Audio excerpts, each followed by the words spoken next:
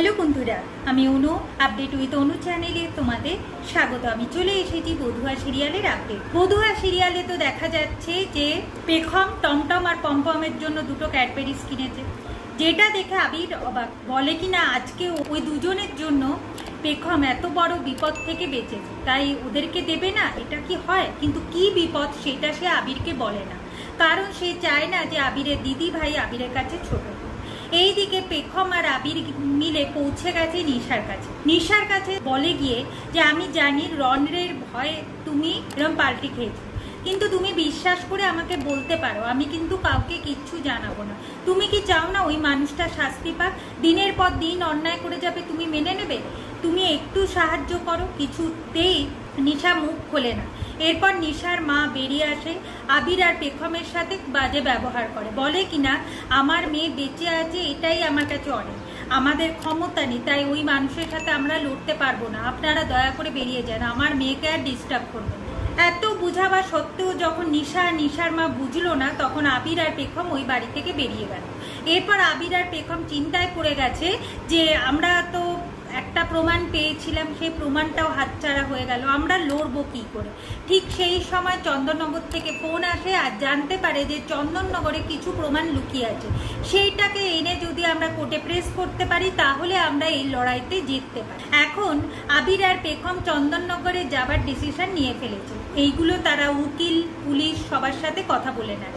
এরপর আবির চলে গেছে চন্দননগরের উদ্দেশ্যে, সেখানে সে পৌঁছেও গেছে। এইদিকে আবার দেখতে পাবো যে রনরে তার উকিলের সাথে কথা বলে যে কিভাবে পেখমকে জব্দ করা যায়, পেখম যাতে কোর্টে পৌঁছাতে না পারে। ওরকম ঘরে আটকে রেখে কোনো লাভ হবে না, কিছু বড় সড়ো প্ল্যান করতে হবে। তাই আপনি এখন শ্রীয়ের কাছে যান আর প্ল্যান করুন। শ্রী হলো আমার দুর্গের দাস, ওকেই এখন আমাদের ব্যবহার করতে হবে।